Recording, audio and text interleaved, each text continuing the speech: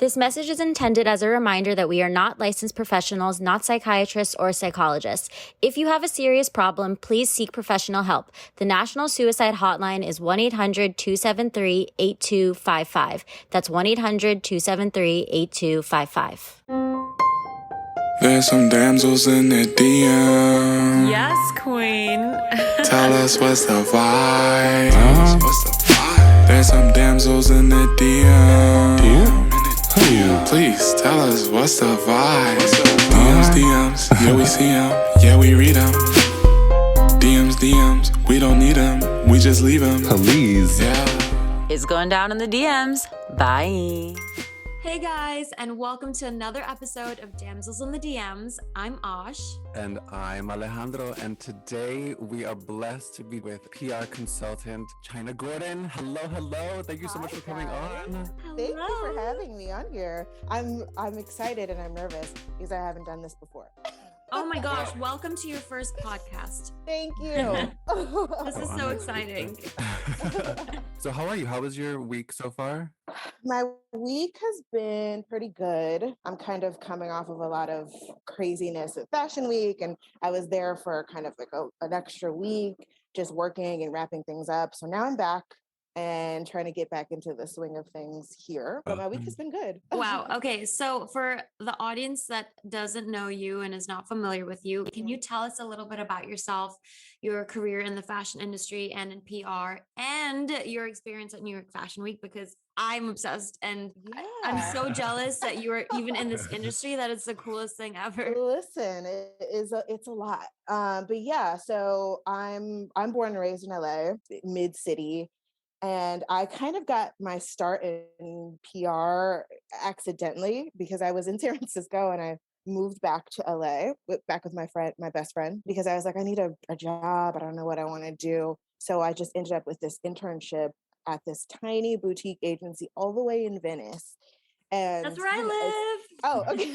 So yeah, it was, people like, I was learning the ropes and Venice is kind of far. And, I was just like a tiny intern and ended up getting laid off because I got hired and then laid off because I was the last one on, first one laid off when they decided to go with like this big president. So after that, I was just trying to figure out what I was going to do next. So I took a pause and I started working at Wasteland on Melrose, met a bunch of cool people there.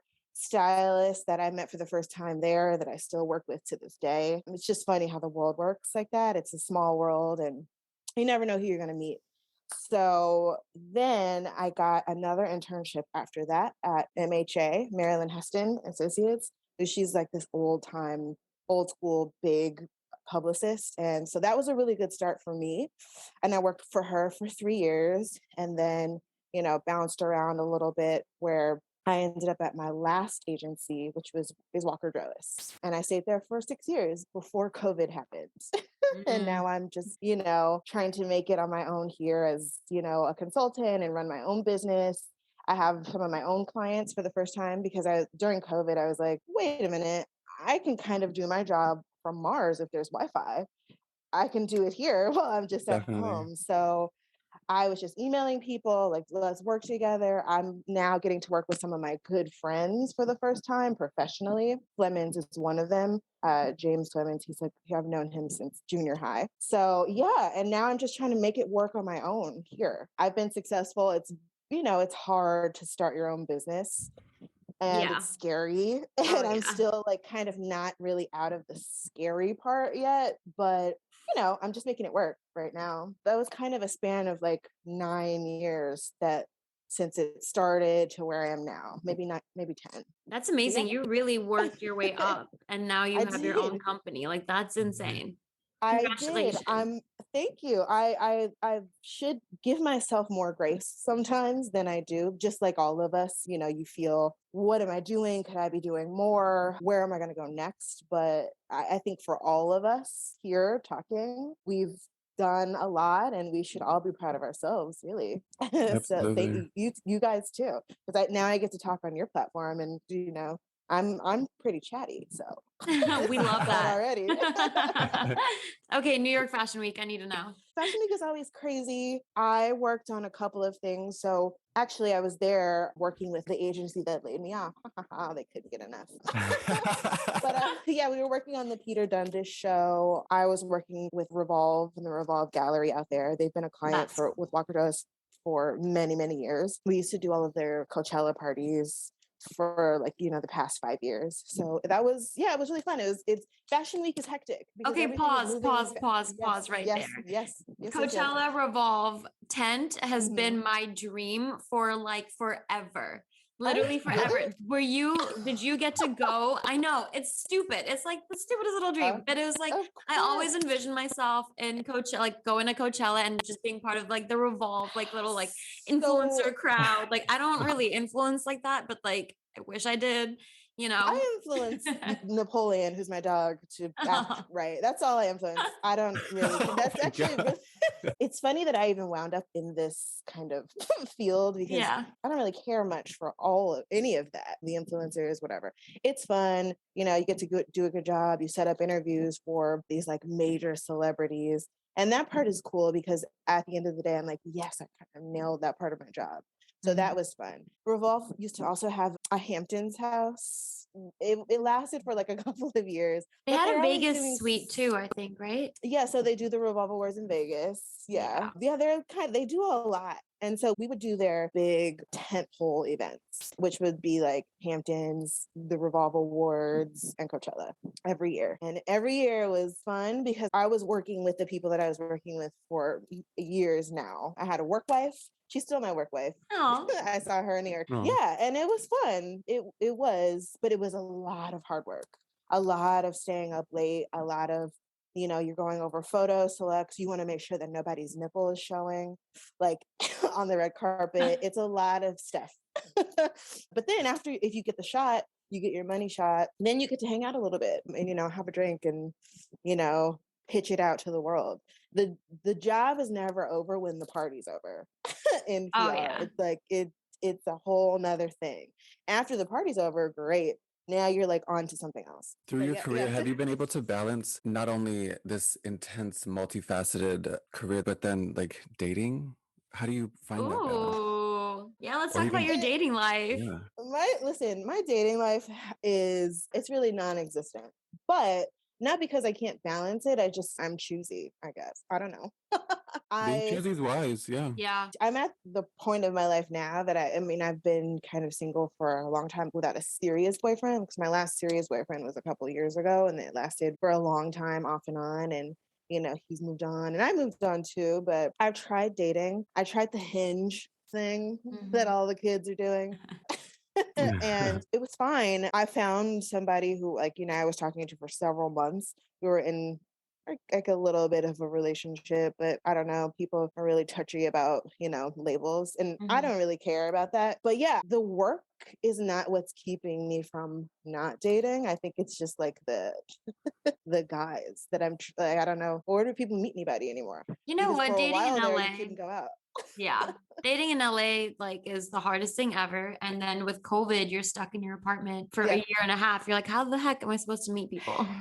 Right. And I would like to, but now that the world's opening back up and I feel like my heart is opening up a little bit more too. And I think that's important because I try to lead with that anyway. But I'm looking right now. Whoever's watching. Do you think for you, it's important to have someone who's in a similar fast-paced day-to-day sort of functioning, or would you prefer total opposite? I don't think that's not so important to me. Actually, if I'm going to pick one, I would prefer not doing the same things that I do because now at this point, we're doing the same things.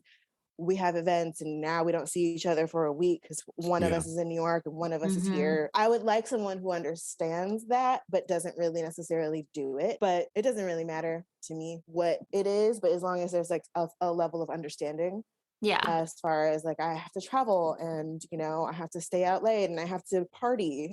I don't party, not at work. But yeah, someone who's not well, you just went out to this party. And I'm like, well, no, I was working.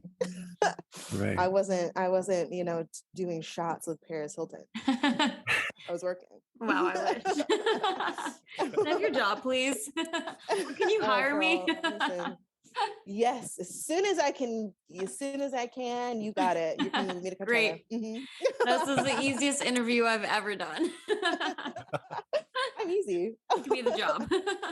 So in addition to not only seeing, close friends, as you were mentioning, building them up through the work that you do, I'm curious, what other elements of the fact that you're pursuing your passions really excite you, or have you found most rewarding in that process? I always find, especially now, as I am working with my friends and things are hitting, and that's what excites me. I'm always like, oh my God, yeah, I always want like a bell when I get like a good press hit. I just go ding to myself. It goes off in my head. I don't really have a bell. That's crazy.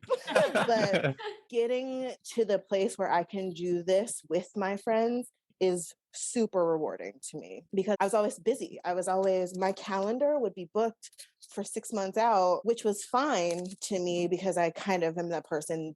I'm not a very go with the flow person.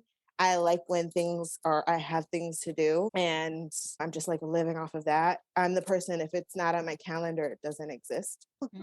Because I need to see it. But yeah, I think that the more I get to work with my clients who are my friends and just branching out to prove to myself that I can do this and I can work for myself. And when I get to the point where I can hire more people and have like a team under me, that's going to be very rewarding to me because there's a lot of things that I want to do short term. I want to get like 5 clients, before the end of the year. I want to move into a new apartment to have a roommate. I've never lived by myself before. There's so many things, and having good clients and, my work ethic, all of those things will allow me to get there. And so that's what I want. The reward will be like, yes, Chynna, you killed it.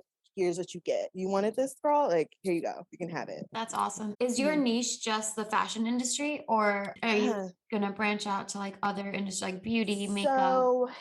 So working in an agency allowed me to kind of touch all of those things. I've had a hand in, like wellness and cannabis and CBD and beauty. And we had a client that was a gym. I've done it all. Denim, ready to wear. I've done it all. Right now, my clients are ready to wear fashion brands, jewelry, and a medical spa in West Hollywood. Ooh. Well, if you're looking to take on a skincare line, I am in the middle of launching mine. So I will reach out to you. Yeah. If you're looking for another client, I'm open. I'm looking for PR. That's fantastic. So we launched Colourpop Cosmetics years ago. So cool. Yeah, we did their first. We had a tea party for their first anniversary. That was with Walker Drillis. I worked with Oma Beauty too. That was before the world went crazy.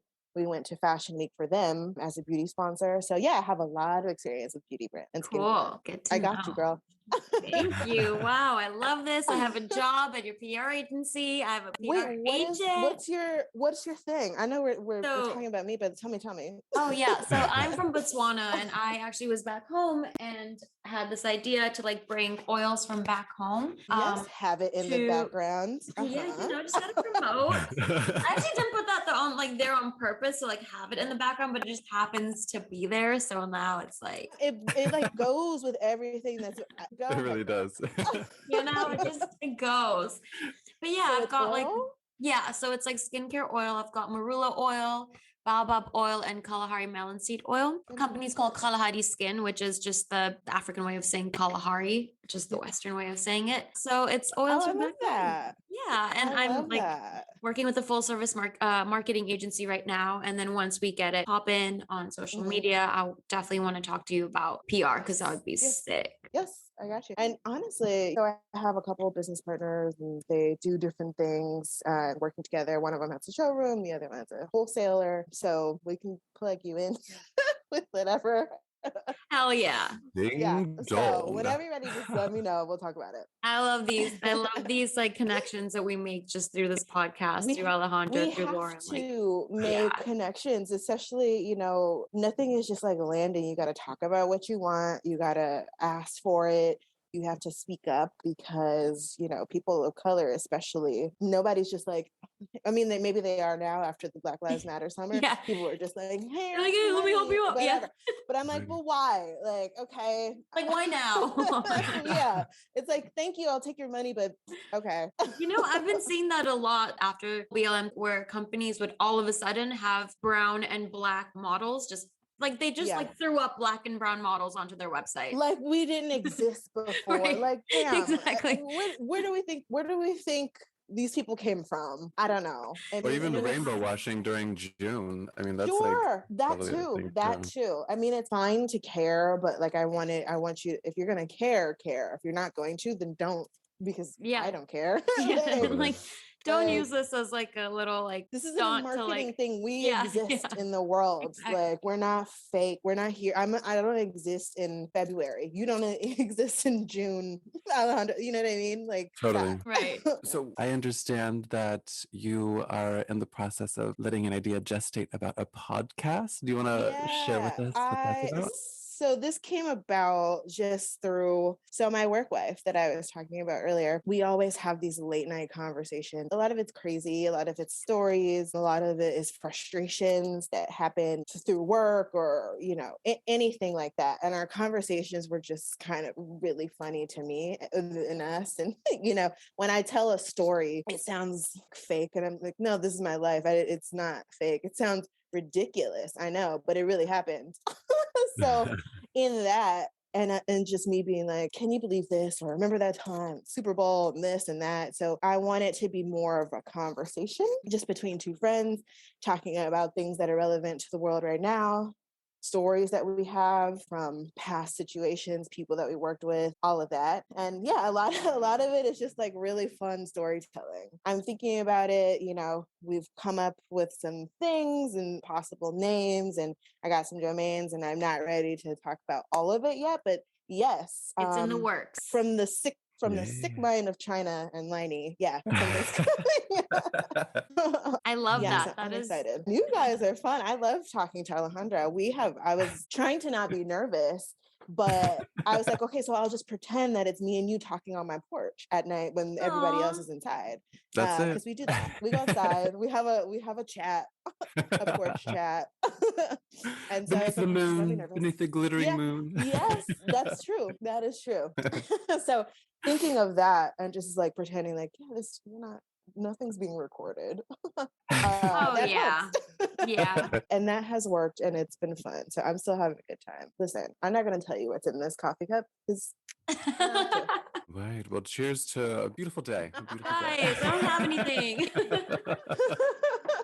Since this is a dating podcast, I do want to backtrack a little bit. You said you were on Hinge. Was that during COVID? Yes. What a bold move. I don't know why. I was just like, let me go for it. Like I literally woke up and chose chaos that day. And I went on it, and I matched with this guy who I was like, okay, whatever. And so we matched with each other. We talked on the phone before meeting for like 3 months because it was the middle of the pandemic. So it was like, okay, do you meet up? We had to have a conversation about whether we were going to take off our masks, if we wanted to kiss each other in the face and take off. Like it was a conversation that we had to have, which was weird because you don't usually have to talk about that stuff. And it was, or like have to consent. It was a real conversation of consent. Like, okay, we like each other. I know this is dangerous. We got COVID tests, all the things that you do to keep yourself safe, because I was like, okay, I like this guy. And so that lasted for about 9 months. It ended terribly. It's fine. I'm like, whatever, pass on that guy. But that was my first time ever really like going for it as far as, Hinge or any of these apps. I'd never done it before. I was like, what a time. I mean, I feel like I've had some COVID bays as well, and they didn't end really well either, but at least I had company, I live by myself. I needed, a COVID boo to like hang out with during COVID. And for some of us, it worked out, because I know people that hooked up with people during COVID, and they're still together and they're having a great time. Fine. But I don't think that this app thing is for me, really. I want to bump into you at like I don't know, anywhere. The And we just, grocery aisles. start having a random conversation, because when you meet somebody and you're attracted to them, there's, it's not so serious, but I feel like when you match someone on Hinge, there's a lot that comes along with that. Yeah. I was seeking you out. I don't know if you want to hook up or just want to have casual sex or whatever it is. Yeah. But when you meet somebody, you're just talking and it's like, okay, we'll figure this out later. But there's a little bit more something that goes along with being on an app, to me. Yeah. Disclaimer. I don't know. That's just my opinion. No, I feel the same way. But you know what I mean? Yeah, I'm on the dating apps too. And I really feel like these guys out there that I've been matching with are just looking to hook up. And so I had to put like a disclaimer on my bio. I don't know if these boys even read it, but I was like, just so you know, like I'm looking for something serious, for someone to like, build a relationship with, and not just a casual hookup. And I don't know if these guys are reading it or not, because like, to me, it feels like they're not reading. Honestly, I don't know that nobody's reading it, but I know that a lot of people are not. And I'll give you an example of how people don't read. Everybody calls me Cynthia. That's how I know that people don't read. They don't read. I'm not. I'm sorry. How did they get Cynthia from China? Girl, because they don't read. They're just like, oh, that's why. That's why. So I hope that there is like a dope man who is reading that and he's like, I get it, I'm down, but a lot of them are not. Oh, just, yeah. Just telling you. No, not. They don't read. Because people don't read. Anybody. And that's the men, women. Nobody does. Yeah. That's so true. I want to go back to when we are not searching or when we're not looking, that things kind of fall into our laps at the right moment, the right time, the right place. It's just so coincidental. I don't know. Like when I was on the dating apps, like I never really found success. I mean, honestly, when I was using it, I wasn't in it for a long-term relationship. It was just, okay, I'm just having fun. This is a convenient way to meet people, and then who knows what happens. But there was never that intent of pursuing that. But like once I let that go, then kind of do what you were describing, live and like just be. I mean, that's exactly how I met Daniel. I think when you're not expecting things is when the best things happen. It's okay to want things and, manifest things, whatever, but you're putting so much attention on maybe just one thing, whatever that is that you're saying out loud. It might not even be on purpose, but you're like, I want this and I need, and it kind of limits you a little bit, but just having an open heart and just being, open to receive, love, it can come in so many different ways. And, the stars align when you do that. That's so true. All right. So it is that time to get into the letter portion of our episode. And it says, Dear Damsels, I have been working as a publicist for a well-known magazine for a few years. I have achieved a lot of success for my age, and my job has really become my life. I also have been on the dating apps, but I haven't found a lot of luck with any of them. I did meet one person on there who I was attracted to, and we started seeing each other pretty consistently. He wasn't my boyfriend, but I was okay with the arrangement. My friends are all obsessed with having a boyfriend, but I honestly felt okay being on my own and in this arrangement. Long story short, he ended things with me after I found out he'd been sleeping with many other girls. I'm caught off guard since I hadn't been looking for anything serious, and now I'm blindsided by my feelings. How do I go back to my career obsessed self and shake off this feeling? How do I ignore the pressures of my friends by feeling okay being single? Sincerely, the dumped damsel. No, not the dumped damsel. I know. Damsel. Damn it. Dumped damsel. That makes me so sad. I know. I think, first of all, this letter sounds a lot like the person that I met on Hinge. So, like, girl, hit me up and tell me what this name is. I don't know.